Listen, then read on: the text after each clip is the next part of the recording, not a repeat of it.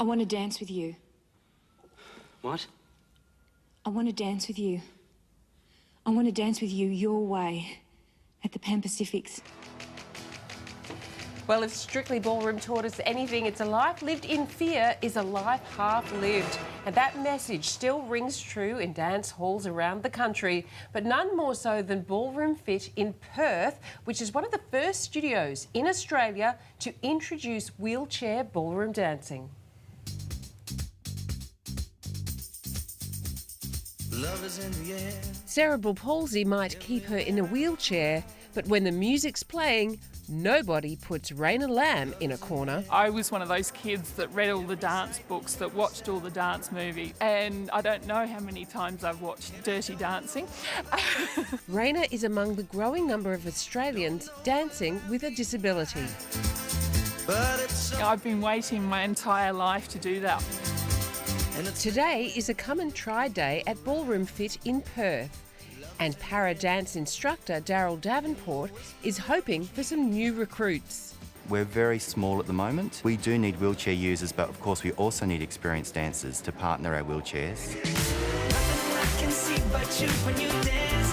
Syria Lockery is one of the star pupils on show at the open day. Made me just feel really proud of myself and what I've come through. Living with spina bifida, the 10-year-old spends half her time using a wheelchair and the other half on her feet. You have more independence when you're standing up, but it's easier in the chair because you're not having to do all these fancy footwork. But dancing in a chair doesn't come without its challenges. Definitely have to adapt the dancers. Of course, the chairs can't go sideways.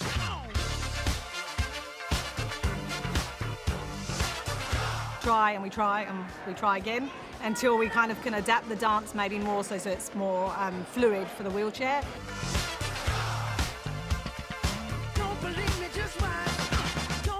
Joanna Cook has the same condition as Syria. So born with spina bifida, in a chair from a very young age. And though she's already an avid basketball and tennis player, Joanna says she's happy dance is now taking centre stage. Just, get out there, do a bit of exercise, have a bit of fun when you're doing it, get my inner Beyonce out.